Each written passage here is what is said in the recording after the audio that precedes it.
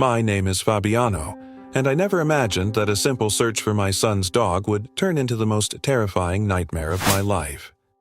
It all began on an October afternoon in Los Angeles when Max, the 2-year-old golden retriever we gave to Tommy on his birthday, vanished while playing in the backyard of our home in the Silver Lake suburb. Tommy, my 8-year-old son, was inconsolable. As a father, seeing those little tear-filled eyes broke my heart.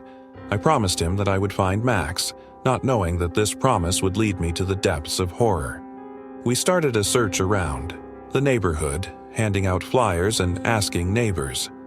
It was then that Mrs. Martinez, an elderly lady who lived 2 blocks down, told me something disturbing.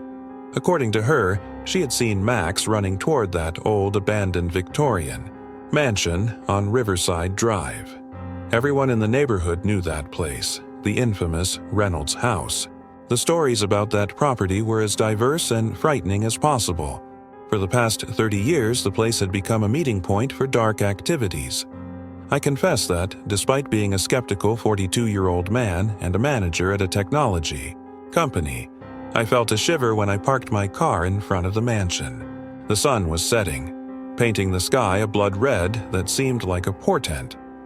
The 3-story building loomed like a grotesque shadow against the horizon, its broken windows appearing like empty eyes watching me.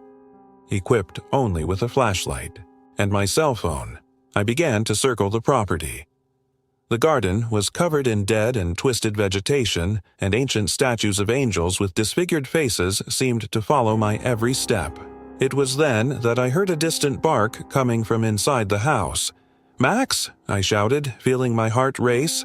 The bark repeated, weaker this time as if it came from the basement. Against all good sense, I headed for the front entrance. The heavy oak door was ajar, creaking ominously with the breeze of the night that was beginning to fall.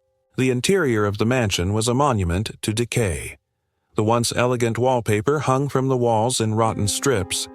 The floor was covered with a thick layer of dust, except for a few recent footprints, some clearly from a dog, others I preferred not to try to identify at that moment. Following the barks, I found the door to the basement. The old wooden staircase descended into absolute darkness. The beam from my flashlight revealed steps covered in a dark, sticky substance. The smell coming from below was a mix of mold, decay, and something else. Something that made my stomach turn. It was then that I heard Max's bark again. Now, clearer, mixed with a sound I would never forget. A low, guttural chant in a language I did not recognize. My reason screamed for me to turn back, call the police, do anything but descend those stairs. But the thought of Tommy waiting at home for his beloved Max gave me the courage, or foolishness, to continue. As I descended the steps, each footfall made the old wood creak beneath me. The air grew denser and heavier, as if it were laden with something beyond the mere humidity of the basement. My flashlight began to flicker, blinking irregularly, making the descent even more terrifying. When I finally reached the basement, what I saw made me freeze. The basement was much larger than I expected, with several tunnels branching off in different directions. The walls were covered in strange symbols painted with a substance that looked like dried blood. Complex circles were drawn on the concrete. Floor and half-melted candles were scattered throughout the space. The chant I had heard abruptly ceased. The silence that followed was deafening, broken only by the distant sound of dripping water and footsteps? Yes, footsteps that were not mine, echoing somewhere in that underground maze. Max barked again, the sound coming from one of the tunnels to my right. "Max, boy, where are you?" I whispered, trying to keep my voice steady. I began to move down the tunnel, noticing that the walls were covered with makeshift shelves. On them were glass jars containing things I prefer not to describe in detail. Some seemed to move when the light from my flashlight hit them. The tunnel opened into a larger circular room. In the center there was a kind of stone altar stained with dark substances that formed horrible patterns. Max was there, chained, in one corner of the room, whimpering softly. I ran to him, my heart pounding like a crazed drum. As I approached Max, I noticed he was different. His golden fur was stained black in places, and his eyes had a reddish hue I had never seen before. He kept staring at a specific point behind me, growling softly. It was then that I heard them. Voices. Dozens of them. Whispering in an ancient and forbidden language. The air grew even heavier, and a greenish mist began to form in the room. The candles scattered around the room lit themselves one by one, revealing shadows that moved impossibly on the walls. "Welcome, Fabiano," a deep, distorted voice echoed behind me. "We have been waiting for you." Slowly, I turned. What I saw at that moment defied all logic and sanity. 5 hooded figures emerged from the shadows, their black robes seeming to absorb the light from the candles. But it was not their clothing that terrified me. It was what was beneath their hoods. Where there should have been human faces, there was only darkness and 2 glowing red points that served as eyes. "Your dog was merely the bait," the central figure continued. "We needed someone with your potential." At that moment, my survival instinct kicked in. I grabbed Max with all the strength I could muster, tearing away the chains that bound him. The metal gave way with a chilling ease, as if it were made of paper. The hooded figures began to move towards me, their movements erratic and unnatural, as if their bodies had no bones. "The transformation has already begun," said another voice, this time feminine and melodic, but with a tone that sent chills through my blood. "Look at your hands, Fabiano." Against my will, I looked. My veins were dark and pulsing, visible through skin that was starting to take on a grayish hue. Panic overtook me when I realized that the superhuman strength I had used to free Max was not normal. Without a second thought, I picked Max up and ran toward the exit. The figures did not try to physically stop me, but began a chant that made the walls vibrate. Pieces of the ceiling started to crumble, and that greenish mist grew denser. As I ran through the tunnels, the images in the jars seemed to come alive. Distorted faces pressed against the glass, mouths opening in silent screams. The ground beneath, my feet began to move as if it were alive, trying to pull me down. I reached the stairs and ascended 3 steps at a time, still carrying Max. My body felt stronger, more agile, but I also sensed something dark growing inside me. When we reached the main floor of the mansion, I saw that the sun had completely set and the house was engulfed in darkness. The garden statues had changed position, all facing the door like silent sentinels. I ran to my car, threw Max onto the passenger seat, and turned the key in the ignition. The engine sputtered once, twice, 3 times. On the 4th attempt, it finally started. As I accelerated away from that cursed place, I glanced in the rearview mirror. The 5 figures stood at the mansion door, their red eyes glowing in the darkness.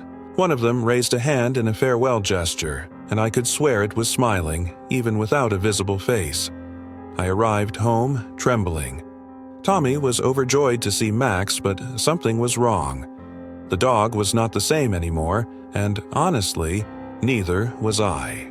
The dark marks on my veins had not disappeared, and sometimes, late at night, I could hear those chants echoing in my mind. 3 months have passed since that day. Max no longer barks, he just watches the shadows with his red eyes. Tommy doesn't notice, but my wife Sarah senses that something has changed. She catches me staring blankly into space, murmuring words, in a language that even I don't understand. And every night in my dreams, those hooded figures call me back.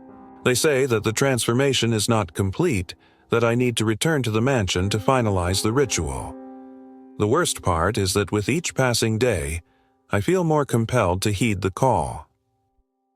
Last week, things started to deteriorate drastically. I wake up every morning with strange symbols scratched on the walls of my room, symbols identical to those I saw in the mansion's basement.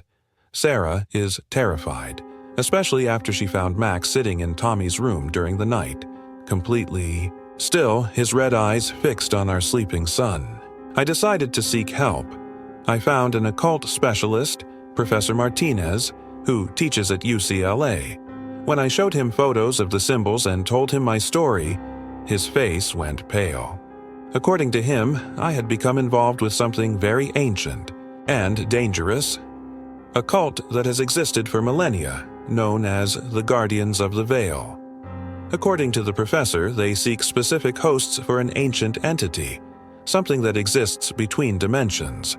The ritual in the basement was just the beginning of a gradual possession process. Max was not just bait. He was the first to be transformed, a guardian designated to keep me on the path of complete transformation. Last night, I had the worst episode yet. I woke up in the backyard, covered in dirt, with ritualistic symbols, drawn in blood around me.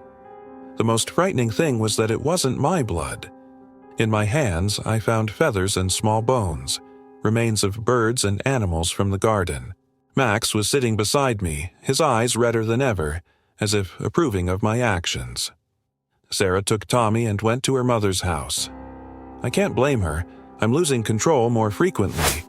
The voices are constant now, and sometimes I catch myself responding to them in a language that seems as old as time itself. My reflection in the mirror looks different. Sometimes I see one of the hooded figures staring back at me. Professor Martinez is trying to find a purification ritual, but he says we need to hurry. According to him, on the next full moon, which will be in 3 days, the transformation will be irreversible. He warned me that the Guardians of the Veil would likely come to take me before then. I am writing this account as a record in case something happens to me. If you are reading this, please stay away from the mansion on Riverside Drive. And if you see a golden retriever with red eyes wandering around Los Angeles, do not follow it, no matter how friendly it seems. I can hear Max barking downstairs now, but it's no longer a normal bark. It's that same chant I heard in the basement. The shadows in my office are moving oddly, and my veins, they are almost completely black now. I feel like they are coming to get me. There's something scratching at my door right now. It's not Max. The sound is coming from upstairs and I'm on the 2nd floor. The air is becoming heavy, with that same greenish mist beginning to form. My hand is trembling as I write these last words, but it's not from fear, it's from anticipation. The door to my office just opened. The 5 hooded figures are here, just like the first time. But now, I no longer feel fear. It's as if a part of me has been waiting for this moment. Max is beside them, his red eyes brighter than ever. "It's time, Fabiano," says the central figure. "The veil awaits." My hands tremble as I write these last words. Professor Martinez just sent me a message. He discovered something terrible. The Guardians of the Veil do not choose just one host at a time. They need a complete family. Tommy. My God, Tommy was the final target. Max and I were merely the first steps. Now I understand why Sarah had that urgency to take Tommy away. It wasn't just my behavior that scared her. It was her maternal instinct detecting something much more sinister approaching. The marks I found in his room were not for protection, as I initially thought. They were marks of preparation. Professor Martinez is on his way with a team of occultists, but I know they won't arrive in time. The transformation is almost complete. I can feel my body changing, my consciousness expanding to places that the human mind shouldn't reach. The walls of the office are dissolving into shadows, and through them I can see things. Different realities. Worlds beyond the veil. To whoever finds this account, protect your children. The Guardians are always seeking new families to complete their eternal circle. They are patient, they can wait decades. A lost dog, an abandoned house, anything can be the beginning of their approach. Sarah, if you read this, I'm sorry. Keep Tommy safe. Don't go back to Los Angeles. Don't trust any pets, especially those with unusual eyes. And if you ever find Max, run. The figures are surrounding me now. The air is so thick that I can hardly breathe. I see the veil opening, a lie in reality revealing a place beyond human comprehension. It's indescribable, beautiful, and horrifying at the same time. My last words as Fabiano. May this account serve as a warning. There are ancient things in this world, things that use our love against ourselves. A parent's love for their child, the affection for a pet, they are merely doors that they use to enter our lives.